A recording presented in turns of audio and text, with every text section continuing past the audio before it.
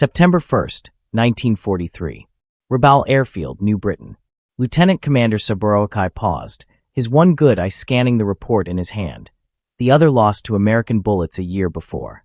Then, in the hot, sticky air of the operations tent, he laughed. The Americans had rolled out a new fighter. Big as a transport, heavy as a bomber. They called it the Hellcat. According to Japanese intelligence, it weighed twice as much as a Zero. Another clumsy American mistake, Sakai thought. Outside, through the tent flaps, he could see the rows of A-6M-Zeros shining on the steel-planked runway. Sleek, fast, deadly. For 2 years, these aircraft had ruled the skies of the Pacific. British Hurricanes, American P-40s, Dutch Brewster Buffaloes. Every one of them had been cut down by the Zero's guns. And now, here came the Americans again, with their fat, heavy Hellcat. It would fall like the rest. What Sakai didn't know, what none of the Japanese pilots gathered for that morning's briefing could know, was that in just 30 days, this failure would begin to erase Japanese naval aviation from the sky. The F-6F Hellcat would go on to destroy 5,223 enemy planes while losing only 270 in combat, a kill ratio of 19-1. It would reshape carrier warfare, smash Japan's air power, and prove the terrifying truth. The Zero's reign had always been built on shaky assumptions. The math of air supremacy was about to change. The Hellcat looked wrong, flew heavy, and broke every principle Japanese pilots believed in. But it worked. Within 6 months, the very men laughing at these reports would be writing their last letters home, knowing that meeting a Hellcat meant almost certain death. In September 1943, the Japanese Navy's confidence wasn't just arrogance. It was mathematics. Since December 7, 1941, the Imperial Japanese Naval Air Service had racked up victory records that seemed unbelievable. At Pearl Harbor, they lost only 29 planes while destroying 347. In the Philippines, just 7 losses against 103 enemy aircraft. Over Darwin, 2 losses for 30 kills. The British Far East Fleet's air arm was wiped out. The Dutch East Indies Air Force disappeared in days. At the heart of this dominance was the Mitsubishi A-6M-0, a fighter that changed everything about aerial combat. When captured examples were tested by American engineers in 1942, the results were so shocking that at first they refused to believe them. A plane with the range of a bomber, the agility of a biplane, and the firepower to shred anything it caught. It sounded impossible. Warrant Officer Hiroyoshi Nishizawa, who would go on to become Japan's top ace with 87 confirmed kills, captured it best in his diary. Flying the Zero is like wearing wings. The aircraft responds to thought, not just control input. American planes fly like trucks, powerful but clumsy. They build fighters like they build cars. Heavy, overbuilt, wasteful. The Zero's magic came from a radical design philosophy. Built with extra super duralumin, a secret alloy 30% lighter than American designs, it cut every ounce of weight possible. No armor plate for the pilot. No self-sealing fuel tanks. Sometimes even the radio was removed just to save a few pounds. Everything was sacrificed for performance. So when the first reports of America's new fighter, the F-6F Hellcat, arrived in early 1943 through neutral Swedish sources, Japanese intelligence didn't take them seriously. The numbers seemed like Allied propaganda, or maybe deliberate misinformation. The Hellcat weighed 12,186 pounds fully loaded. The Zero, just 5,800. The Hellcat's wings stretched 334 square feet, with a bulky radial engine up front. It carried 2,400 rounds of ammunition, had armor plate everywhere, bulletproof glass, and self-sealing tanks that held 250 gallons of fuel. Captain Minoru Genda, the brilliant tactician who had planned Pearl Harbor, studied these specifications at Combined Fleet Headquarters. His analysis, later preserved in Japanese defense archives, was dismissive. The Americans have learned nothing. This Hellcat is just more of their failed philosophy, trying to replace skill with machinery. A Zero will fly circles around it. On paper, the numbers backed him up. The Zero's wing loading of 22 pounds per square foot gave it a tight turning radius of just 612 feet. The Hellcat's much heavier wing loading, 36.5 pounds per square foot, meant a turning radius of over 900 feet. In a turning fight, the foundation of all Japanese tactics, the Hellcat looked doomed. Then came the first real test, September 30th, 1943, over Marcus Island. Petty Officer First Class Yoshio Fukui was escorting a reconnaissance plane when he spotted them. 6 dark blue shapes climbing in from the southeast.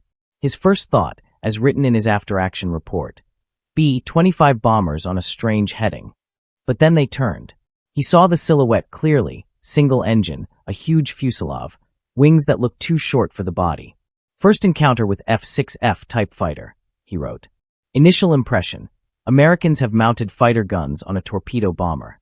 He engaged using standard tactics. For a Zero pilot, that meant one thing.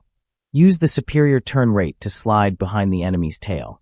Fukui rolled into a diving turn, expecting the heavy Hellcat to fall behind. Fukui expected the American fighter to keep flying straight, giving him the chance to swing around onto its tail. But then something happened that no Zero pilot had ever seen. The Hellcat didn't run. It didn't try to turn with him. It went straight up. Its Pratt & Whitney R-2800 double Wasp engine roared with 2,000 horsepower, 700 more than the Zero's Nakajima Sakai engine. The Hellcat climbed at 3,500 feet per minute. Fukui tried to follow, but his airspeed bled away as the Zero fought against gravity. At 15,000 feet, the Hellcat pulled off a move that shouldn't have been possible for such a heavy aircraft, a hammerhead turn. In a heartbeat, it dropped down onto Fukui's tail. The American opened fire at 400 meters, Fukui reported later. 6 machine guns, not the 4 we expected. The firepower was overwhelming. My plane took 17 hits in just 3 seconds. Only by spinning out did I escape. Fukui barely limped back to Marcus Island, his Zero full of holes. His wingman, Petty Officer Second Class Masao, never returned. Neither did the reconnaissance plane they were supposed to be protecting. First blood to the Hellcat, the weight paradox. October 5, 1943. Task Force 14 launched a strike on Wake Island. Lieutenant Yoshio Shiga led 12 Zeros from the 252nd Air Group to intercept what looked like another nuisance raid. American carriers had been making these quick hit-and-run attacks for months, usually pulling out before Japanese fighters could close in. But this time would be different. We climbed to 20,000 feet, Shiga wrote in his diary. Below us, 12 F-6FS in 3 divisions. We held every advantage, altitude, position, surprise. Victory was certain. The battle that followed shattered everything the Japanese believed about air combat. When the Zeros dove on the Hellcats, the Americans didn't scatter. They didn't try to outturn their opponents. They held formation, dropping into a shallow dive that kept their speed and energy high. The Zeros opened fire from maximum range, hoping for lucky hits. But the Hellcats could take it. They carried 212 pounds of armor around the pilot, 110 pounds protecting the oil system, and self-sealing fuel tanks that could survive dozens of rounds. The Zero's bullets were wasted. When the Japanese fighters ran low on ammunition, the Hellcats struck back. Instead of dogfighting, they used their weight as a weapon. With engines at full power, they climbed higher and higher, to altitudes where the Zero's engine began choking for oxygen. At 25,000 feet, the Hellcat's Pratt & Whitney still pushed out 1,650 horsepower. The Zero's Nakajima was down to just 900. They came down on us like hawks on sparrows, Lieutenant Yoshio Shiga later wrote. Their weight gave them speed we could never match. They dove, fired those 6 terrible guns, then climbed away before we could react. The result was devastating. 8 Zeros destroyed. Not a single Hellcat lost. The prophecy of the Marianas Turkey shoot had begun. November 11, 1943. Rabaul. Pilots of the 204th Air Group gathered as Lieutenant Commander Tanamizu, with 32 victories to his name, briefed them on this new enemy. He was one of the few who had faced the Hellcat and lived. Forget everything you know about air combat, he told them. The Americans have changed the rules. They no longer fight our fight. They fight like executioners, not warriors. Tanamizu explained what Japanese pilots were only beginning, too late, to understand. The Hellcat wasn't built to outturn the Zero. It was built so it didn't have to. Using a new combat style called energy fighting, Hellcat pilots held their speed and altitude, trading one for the other in fast, slashing attacks. This left Zero pilots helpless, unable to use their legendary maneuverability. They work in pairs, Tanamizu continued. One high, one low. While you chase one, the other is already diving on you. Their radios, which we mocked as unnecessary weight, let them fight as one. We fly like lone samurai. They fight like a machine. By December 1943, the technology gap had become impossible to ignore. Lagoon. Commander Mitsuo Fukuda, the man who had led the Pearl Harbor attack, now served as Air Operations Officer for the combined fleet. His inspections of battered Zeros limping back from fights with Hellcats showed just how wide the technology gap had grown. The difference in firepower alone was overwhelming, and the math proved it. The Hellcat's 6 Browning M2 machine guns each fired 750 rounds per minute, a total of 4,500 rounds every 60 seconds.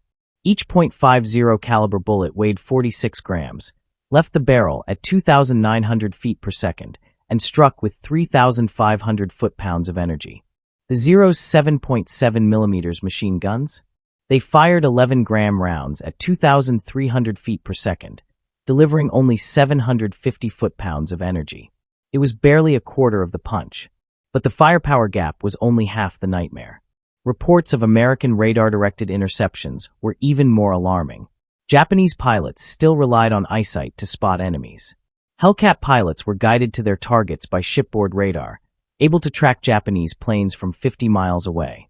Lieutenant Sadamu Komachi described his first encounter with radar control. "We were climbing through clouds when they hit us. No warning, no visual contact. The Hellcats dropped from above, right on our heading, perfectly placed. They knew exactly where we were, our altitude, our course. We were blind men fighting opponents who could see in the dark." The pilot equation. January 1944. By then, the crisis facing Japanese pilots was catastrophic.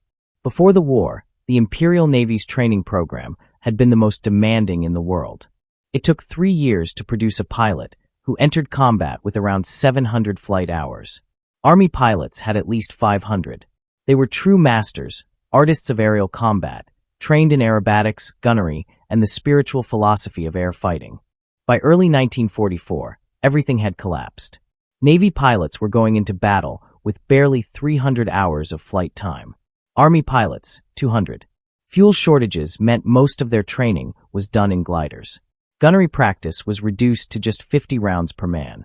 Formation flying, instrument training, radio discipline, all abandoned to rush pilots to the front. Meanwhile, American pilots were arriving with at least 300 hours in the cockpit, including 50 hours in the exact plane they would fight in. They had fired thousands of practice rounds. They had drilled carrier landings until they were second nature. They had learned energy tactics safely over Texas airfields before testing them in combat. Lieutenant Commander Yoshihiro Hashimoto, training officer at Kasumigra Naval Air Station, summed it up in his final report.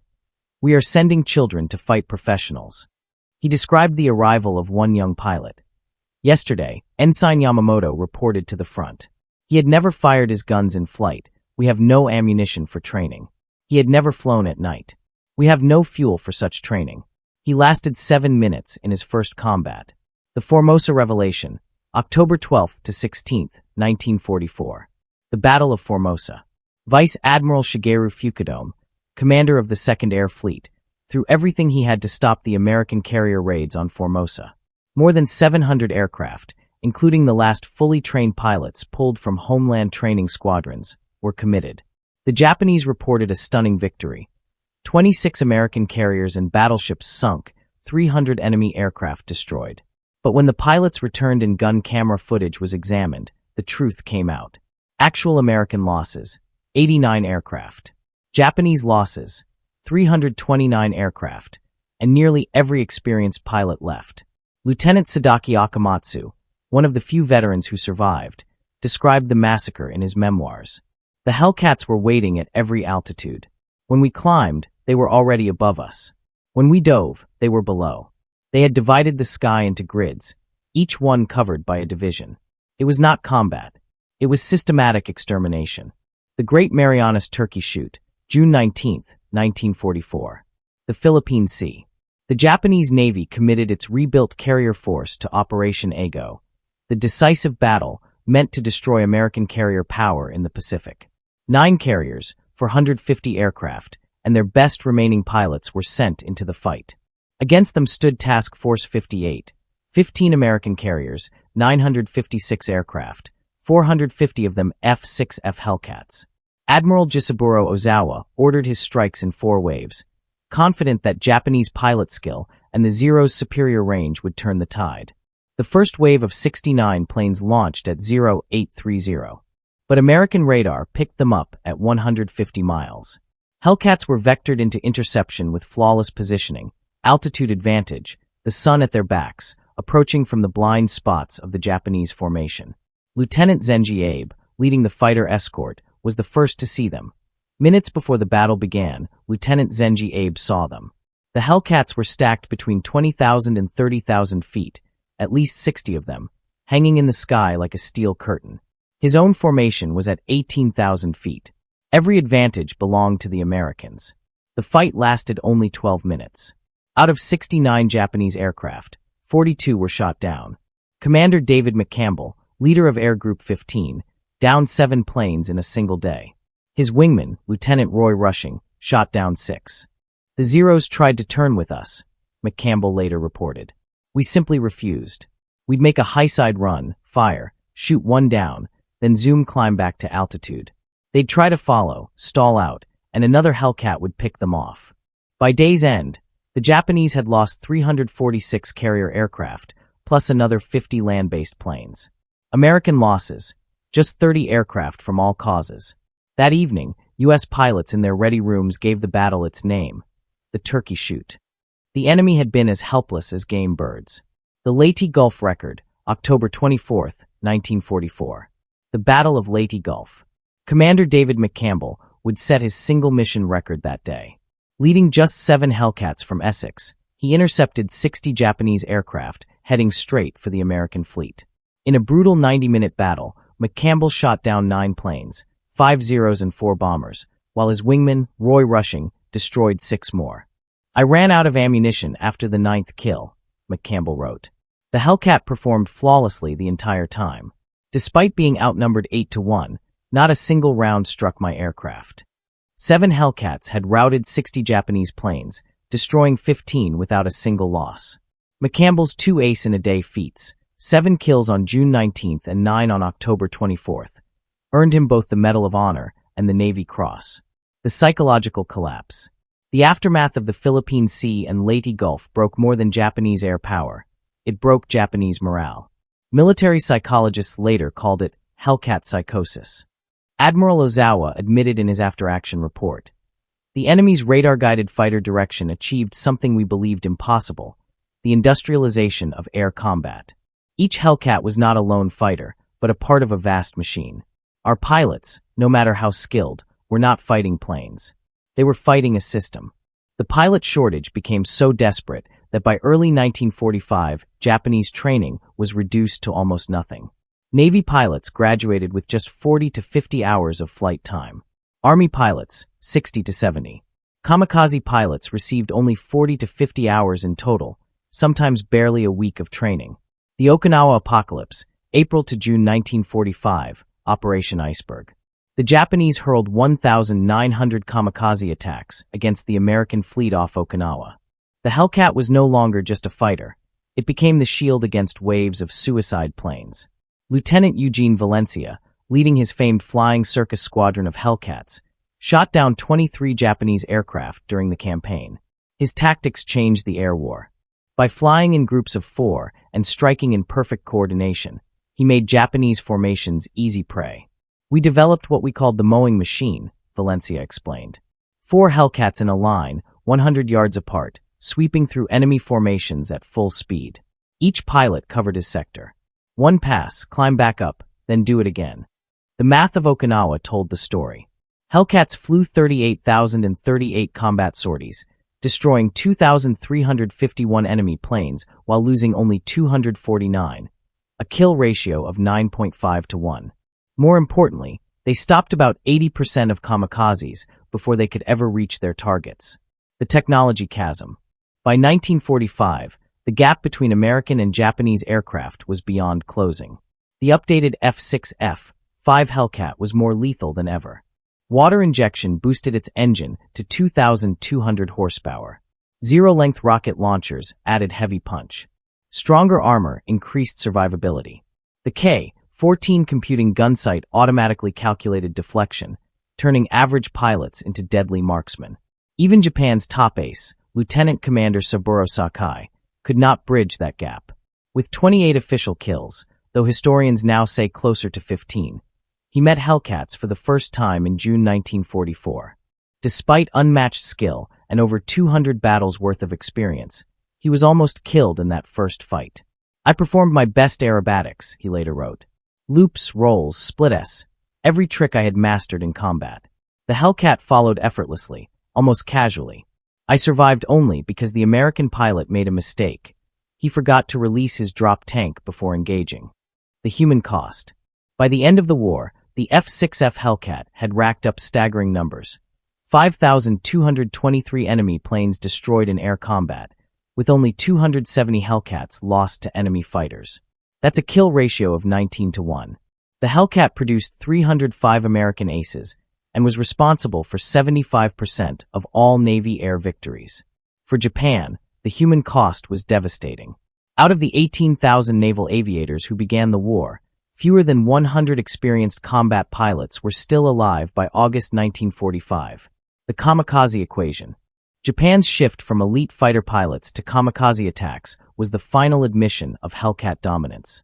They could no longer win in normal combat. Vice Admiral Takejiro Onishi, the father of the kamikaze program, explained it with cold math. If a Zero attacked a carrier conventionally, its chance of success was almost zero. The Hellcats would shoot it down. But if the Zero became a flying bomb, the chance of hitting jumped to 30%. The pilot would die either way.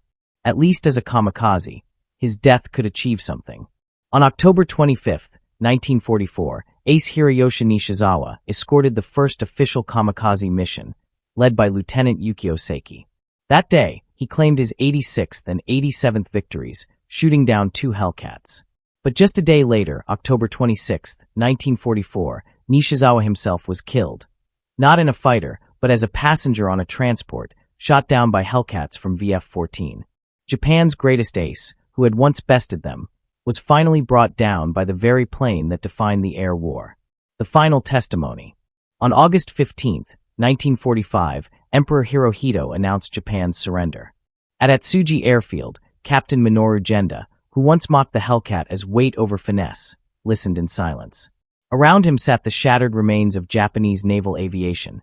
Teenage boys with only 40 hours of flight time, planes cobbled together from spare parts, and fuel tanks running dry. That same day, Ensign Clarence Moore of VF-31, flying from the USS Belleau Wood, scored what would be the last aerial victory of World War II. Around 2 p.m., he intercepted a Japanese Yokosuka D-4 wide duty dive bomber that was heading toward the American fleet, apparently unaware that Japan had already surrendered. With 2 short bursts from his Hellcat's 6 guns, Moore ended the Pacific Air War. The occupation revelation. September 1945, at Tsuji Airfield. The first American planes to land in Japan after the surrender were 12 F-6F Hellcats from USS Yorktown. Japanese pilots, mechanics, and ground crew lined the runway to finally see face-to-face the machine that had dominated them. Lieutenant Robert Vasu, an ace with 19 victories, gave them a demonstration. His smooth aerobatics, loops, rolls, and climbs that would have torn a Zero apart, left them stunned. You must understand, Vasu explained through an interpreter. This isn't even pushing the Hellcat. In combat, with water injection, it's 20% more powerful. The airframe is stressed for 13 GS. I've never been able to break one. The engineering post-mortem. When Japanese engineers studied captured Hellcats after the war, they finally grasped the scale of American industrial power. The Hellcat's Pratt & Whitney R-2800 engine contained 2,884 precision machine parts, all perfectly interchangeable with any other R-2800 engine. By contrast, the Japanese Nakajima Sakai engine required hand-fitting. No two were exactly alike. Even Professor Jiro Horikoshi, the designer of the Zero, examined the Hellcat and gave a devastating conclusion. We designed an aircraft for 1941. They designed an aircraft system for 1945. While we perfected the sword, they built the industrial age. The production miracle. Even the Hellcat's production itself was a weapon. At Grumman's factory in Bethpage, New York, the lines ran 24 hours a day, 7 days a week. At peak speed, a brand new Hellcat rolled off the line every 60 minutes. In just 30 months, the factory produced 12,275 Hellcats, a number the Japanese couldn't even begin to imagine. In 1944, Japan built about 5,100 fighters of all kinds.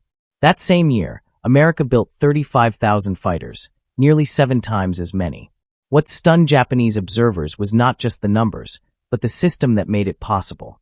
Factories used color-coded instructions so workers could quickly assemble complicated parts. Shifts ran around the clock, and yet the quality never slipped, even with that speed. The strategic revolution. The Hellcat wasn't just winning dogfights, it was changing the very nature of naval war. Before the war, the doctrine said carriers were fragile, that they had to strike first or risk being destroyed. The Hellcat turned that idea upside down.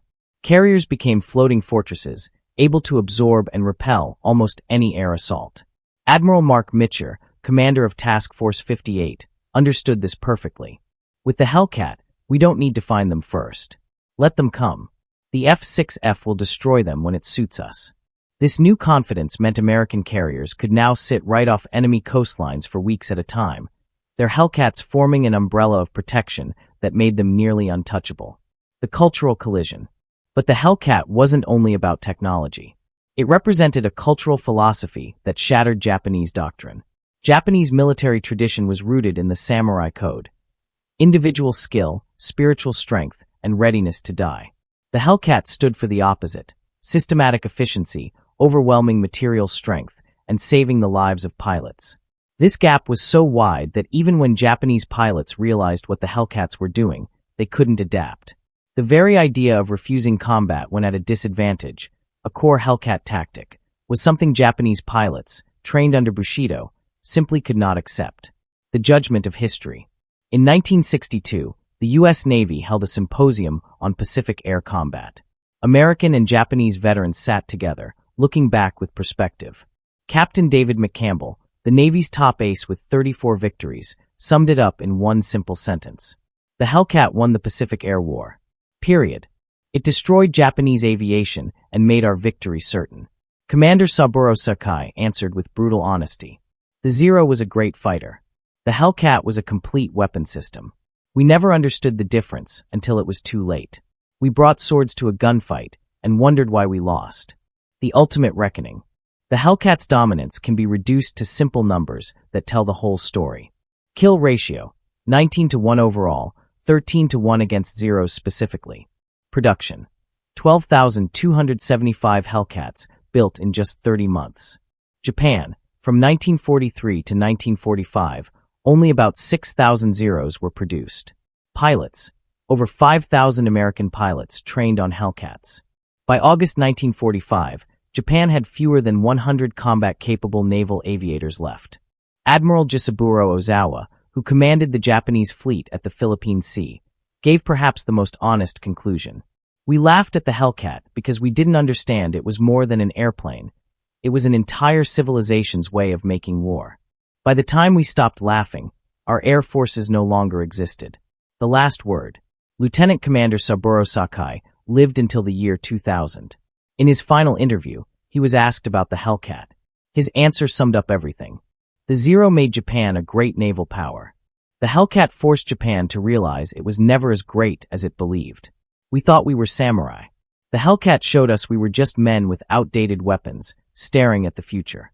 Every Japanese pilot who survived the war did so only because a Hellcat pilot chose to let him live. That is the ultimate defeat, existing at the mercy of your enemy. Your enemy's mercy. The F-6F Hellcat entered service weighing nearly twice as much as the Zero. It carried armor the Zero never had. It ran on an engine the Japanese couldn't build. It was armed with guns they couldn't match, guided by radar they couldn't detect, flown by pilots they couldn't equal, and produced in numbers they couldn't even imagine. Japanese pilots laughed at it because they didn't understand. They didn't see that every extra pound of weight was not weakness, but strength.